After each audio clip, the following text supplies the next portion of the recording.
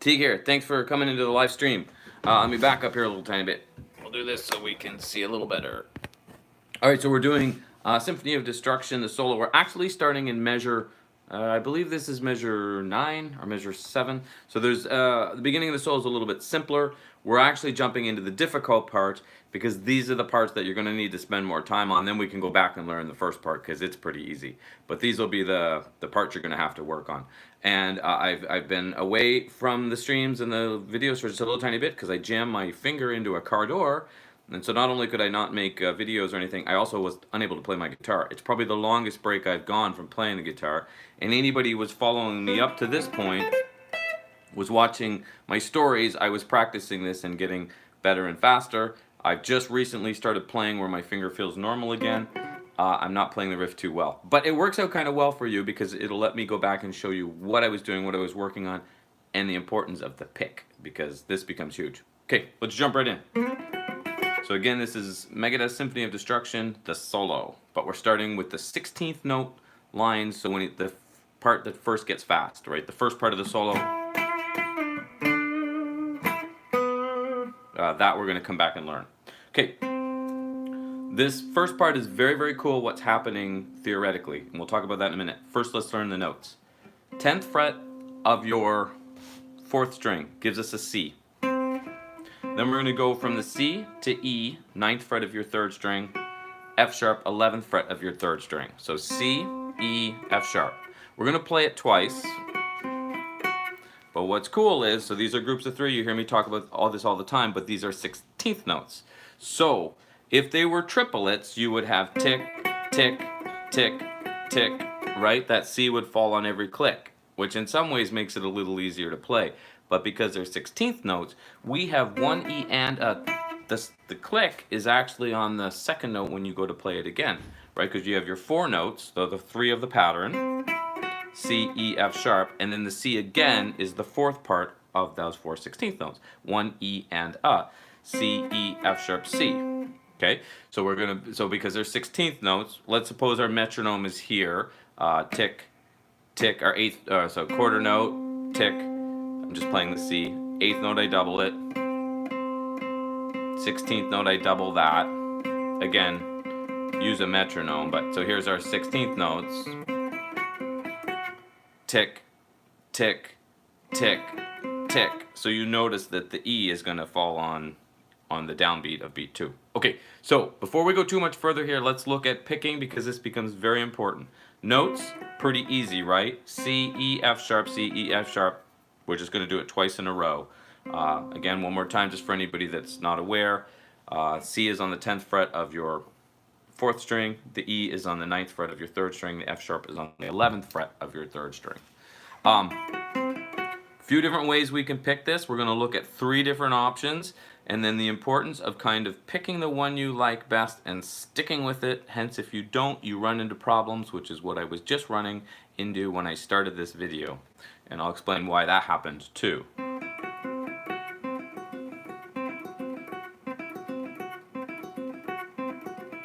Okay, so first up, if we were alternate picking it, we would down pick the C, we would up pick that E, then down pick the F sharp. Down, up, down. When we would go to play these 3 notes the second time, they would actually be the opposite, right? Because we went down, up, down. We would up pick the C this time, down pick the E instead of up. So everything's the exact opposite. That would be alternate picking the whole thing. Down, up, down, up, down, up. Down, up, down, up, down, up. That's one option.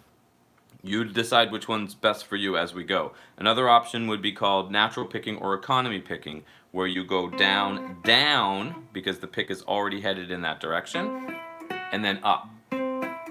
Down, down, up. Now, that would be the first time you play the pattern. When you go to do it a second time, you'd actually have to start with an up because you have to turn the pick around. And then we would be back to the same thing we did whether we alternate picked it on that second time, right? Up, down, up. So the only thing that would change there is the difference between going down, down on the first 3 notes versus down, down, up. Down, up, down, down, up, down. Sorry, down, up, down, down, down, up. It's up to you.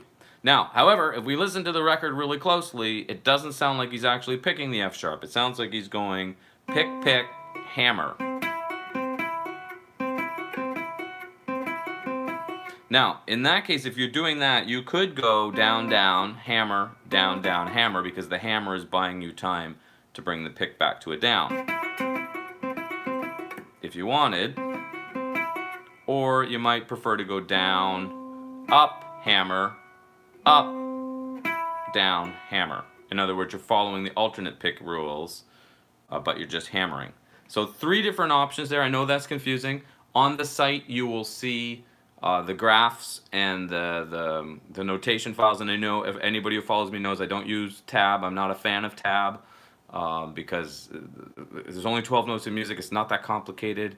It's not that complicated to learn to read music, even though some people might tell you it is. It really isn't if it's laid out the right way. And I've spent a lot of time on the site, musiclearning.com, trying to lay it out the right way so people learn to read. Because in the end, it's going to teach you so much more about the instrument, about music in general. And so what I've done in the case of on the site, it's standard notation, but the note names are written underneath it. So it says C, E, F sharp, and then there's a chord graph beside it. And then I outline on the site, I have it up in front of me here, and on the stream, the YouTube stream doesn't let me live share, otherwise I would. But I do have some options for that in the future, as a friend was explaining, so we'll see about that. I guess I did it in the past, actually, if anybody remembers from some of the streams I was using OBS, and I was able to screen share the stream, so maybe I need to get back to that. There's a reason I stopped using it, I forget. So yeah, so I've explained those 3 different picking options for these first 3 notes.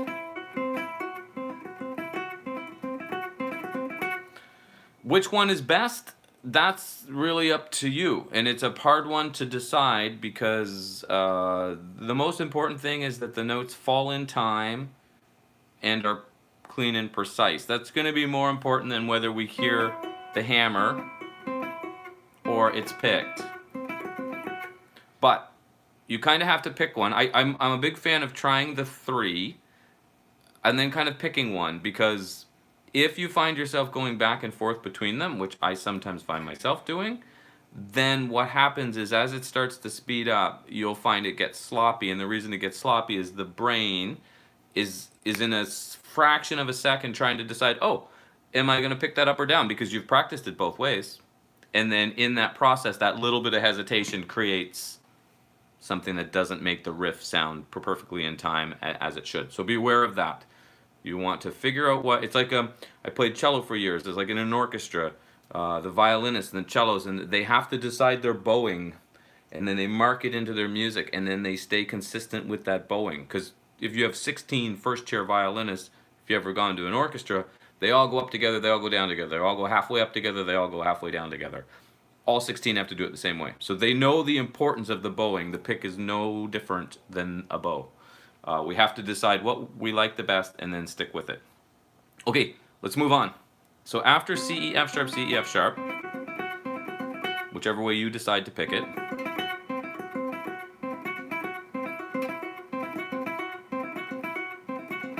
see, I keep doing it different ways. I'm creating my own problem. Avoid the problems I'm creating for myself. I realized, let me just do one thing really quick to make sure.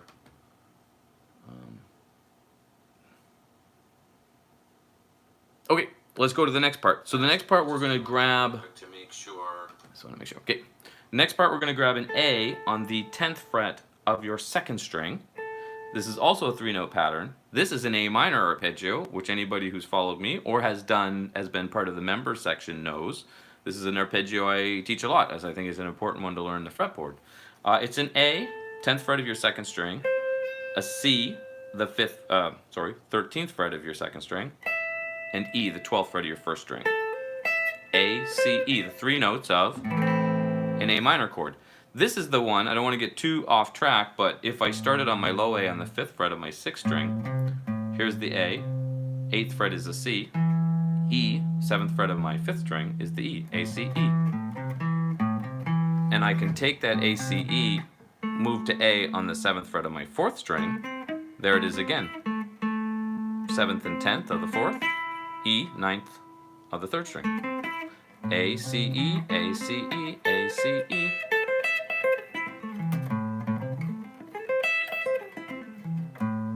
So great for learning the fretboard. This is that particular arpeggio is part of my arpeggio series, which is a part of a course. Very soon you're going to be able to buy that arpeggio series on its own.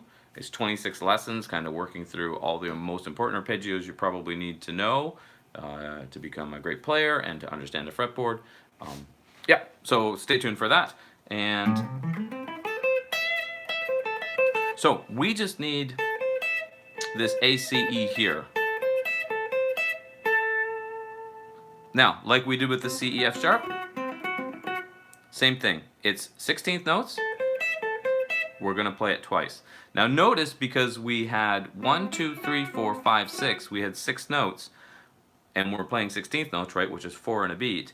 When we get to this A to play this A minor arpeggio, we're starting halfway through beat 2. We're starting on the and of beat 2.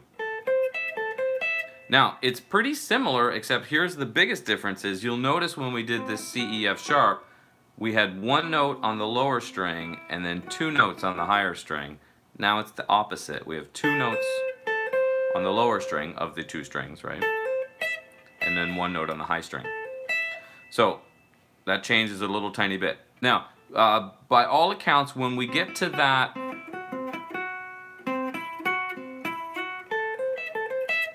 we're going to want to start this A with a down. It's the down beat.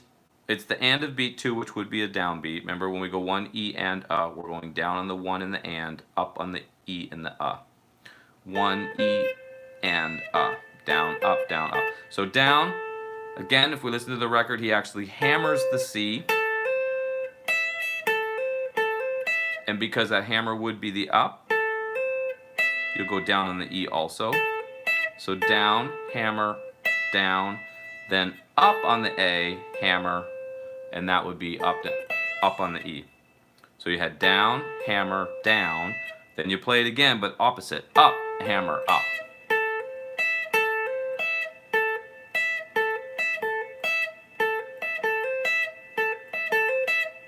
Hey, sorry, I don't have my glasses on. I can't even, so I'm just looking on my phone. Wait, I can see it there. Sinido? Hi, how are you? Good to see you. Can I do this without a pick? Sure, you can do it without a pick. Yeah, you just use your finger.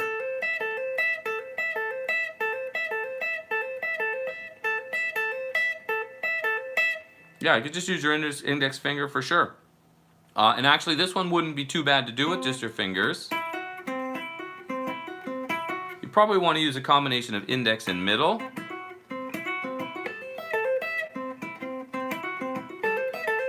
I haven't practiced it too as much with my fingers because it's played with a pick, but yeah, you absolutely could. Thanks for coming in, by the way. Okay, so, and now let's just come back really quick. If you were alternating picking the whole thing, you would just go down, up, down, up, down, up. So much like the first one, remember how they flipped? So the first time you did it, you had down, up, down. Then when you repeat the 3 notes, it's up, down, up. It'd be the same thing. You'd have down, up, down, and then when you repeat it, up, down, up. That's if you're just alternate picking it. So far, so good?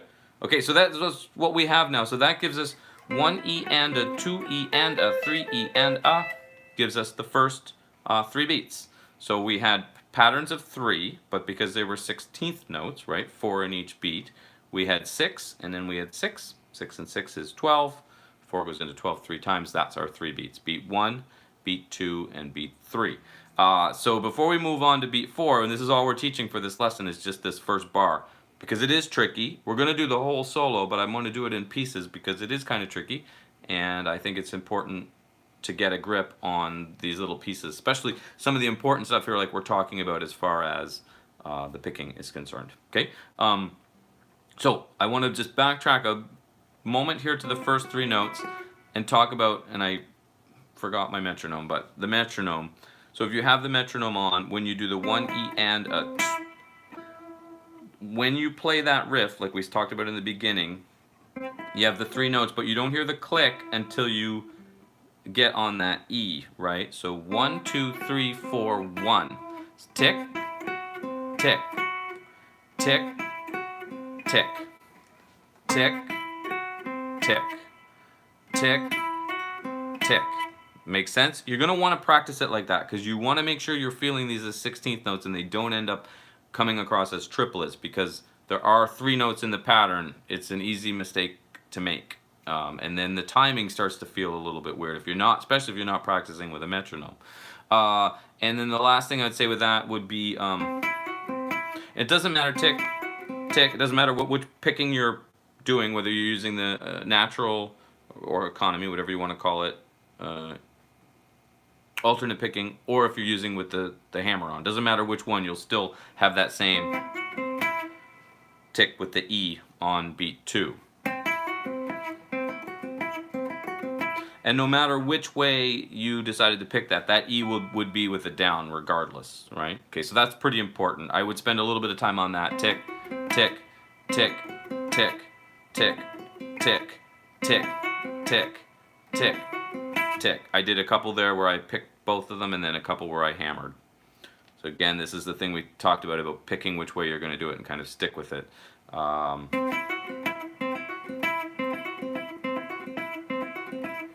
Yeah, so you'll have to just kind of decide what works with you. And it doesn't mean you can't, well, doesn't mean you can't work on all of them, but like I said, it can definitely present problems as it speeds up if the brain hesitates in trying to figure out, hey, which one? Okay, okay, let's put in beat 4. So we had our C, E, F sharp twice, our A minor chord twice, A, C, E twice. Then we're going to slide this E up a whole step to F sharp. The F sharp is going to be beat 1. Let me come back to my page. Again, this is all on the site. I just want to make sure on beat 4. Oh, right. So this is actually, well, let's talk about alternate picking it really quick, but it's actually all part of a slur. So, but F sharp would fall on the beat. We'll pull off to the E. So 14th fret to your first. Pick the F sharp, pull off. Remember when you pull off, kind of yank the finger down. If you just take it off, you don't hear much of a sound. So kind of yank it down. Then we're going to come back to C, 13th fret of your B string, of your second string. I'm going to down pick that. And then I'm going to come back to the E. So 4 notes, I mean 3 notes, but we play the E again on beat 4. So this is just beat 4, 4 E and A. Sorry, I just picked it wrong there, but yeah, it should be down, pull off, down on the C, up on the E. I just did it the opposite way there, just testing it. Be careful. I'm pretty certain that's the way you're going to want to do it. Now, because of the slide into it, let's see, when you come off of,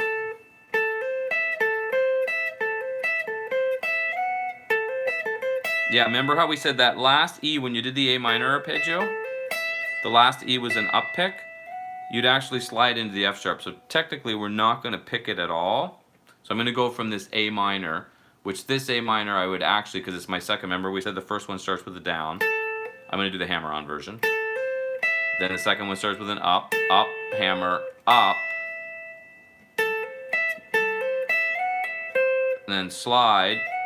So I'm going to go up, hammer, up, slide, pull off, down, up. Up, hammer, up, slide, pull off, down, up. You notice that feels pretty weird, right? But part of the reason for that is if we're starting on that A, we're starting on the E of beat 3. We're not starting on the downbeat. And when we're not starting on a downbeat, we want to start with an up pick. But most people don't practice that way, right? We have a tendency to want to practice starting with the click, click, click. So it's a good idea to practice things where you start on an E or an A with an up, right? But again, the metronome being on is pretty important because we'd hear the click first. Click, click, click, click, click, click, click, click. I think I picked a few of those wrong. I was concentrating too much on my clicks. Anyway, that's the riff. Have fun with that. It's one measure, 4/16th, 16th notes, so Means that's one measure of 16th notes. So you have 16th notes in that measure. 1, 2, 3, 4, 5, 6, 7, 8, 9, 10, 11, 12, 13, 14, 15, 16. 16 notes altogether. Or 1 E and a, 2 E and a, 3 E and a, 4 E and a. Or C, E, F sharp, C, E, F sharp, A, C, E, A, C, E, F sharp, E, C, E. Whichever way you want to count it. Oh, one more thing before I go that I wanted to mention.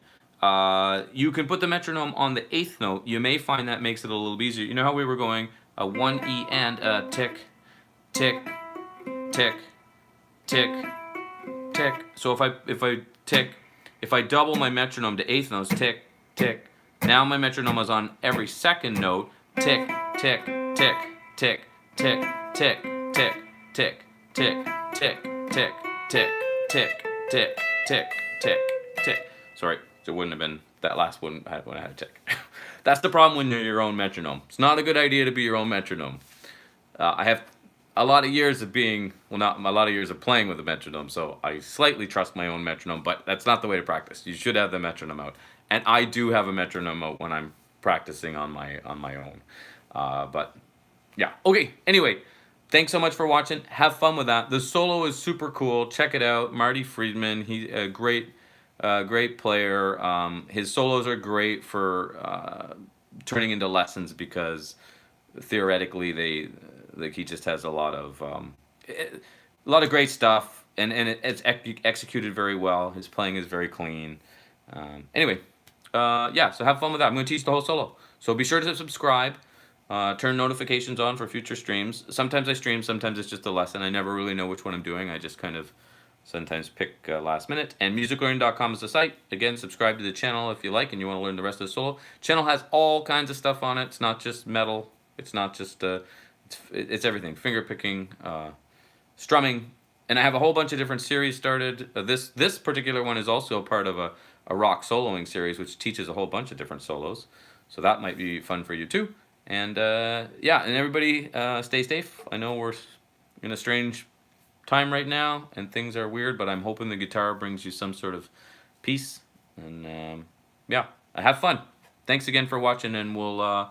Oh, I think somebody else just said hi or bye, and yeah, Diamond, thank you so much. Thanks for coming in and watching. Thanks everybody for coming in and watching, and we'll have fun. We'll see you here shortly. We're gonna learn the whole solo.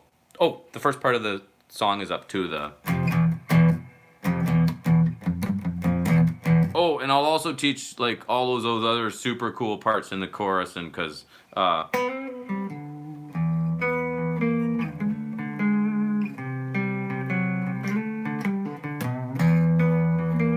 is it? Just like Pied Piper. Anyway, that's a riff. Is really cool. I'm gonna teach that too. So we'll have the whole song. Okay, I'm out. I'm gonna go heat my coffee back up because I'm gonna let it get cold. Thanks again for watching, and we'll see you soon.